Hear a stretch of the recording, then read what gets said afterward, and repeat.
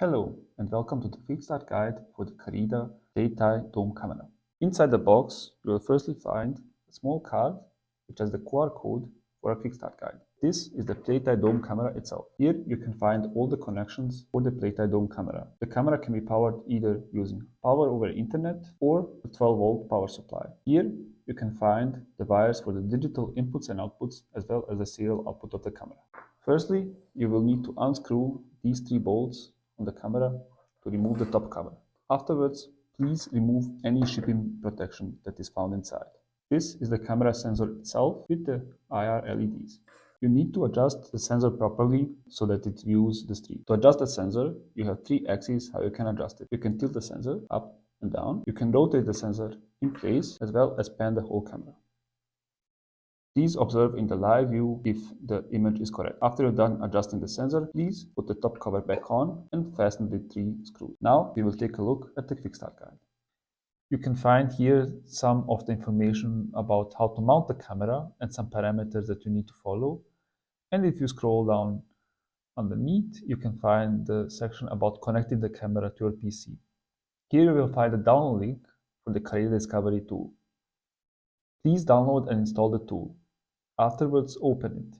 After you open the tool, on the right side, you can find the scan button. After you press scan, all the Carida cameras in your local network will be listed here. Please find your camera on the list, and you can easily double-click on the serial number of the camera. This will open a new tab in your web browser, which will load the web user interface for that camera. After you're logged in, the first thing you will see is the live view of the camera. Here on the image, you can see the current view of the camera, and on the right side, you can see any recent detections. It may be possible that you need to adjust some settings for the camera to be able to detect the license plates. To adjust the settings, please navigate to the settings page. You can find it on the left side of the screen, and the relevant settings can be found under the engine section.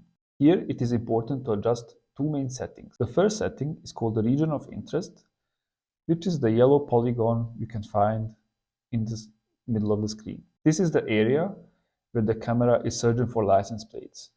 Everything outside this area will be ignored. To adjust the region of interest, press and hold and drag any of the corners of the region. Please make sure that the region is sufficiently big enough so that all the plates that will be found in the image are within this region. The second parameter that we need to adjust is the minimum and maximum character size. On the bottom left of the screen, you can see an illustration of the current settings of the minimum and maximum character size. Only characters that are between these 2 in size will be detected. You can either use the sliders on the right-hand side to adjust the size of the characters, or you can also drag the characters themselves. After you have successfully adjusted the settings, the plates will be detected. A list of the detected plates can be found under the detection history page. Please note that the list length has a default value of 0 for privacy reasons. You need to increase the list length manually for new results to appear. Additionally, you need to refresh the page manually. Here you will find a list of the recent detections. You can press on any detection and the corresponding detection image will be opened. You can find the timestamp at the bottom of the image, and additionally any actions or events that have been executed for this detection will be also shown here. From this page, you can also filter all the detections for a specific date or if the dates are on a specific list. Additionally, you can download all the results either as a CSV file, Excel table, or you can export all the images. On the left side, you can find the access page. Under actions, you can define new actions that the camera is going to perform after, for instance, a detection has been made.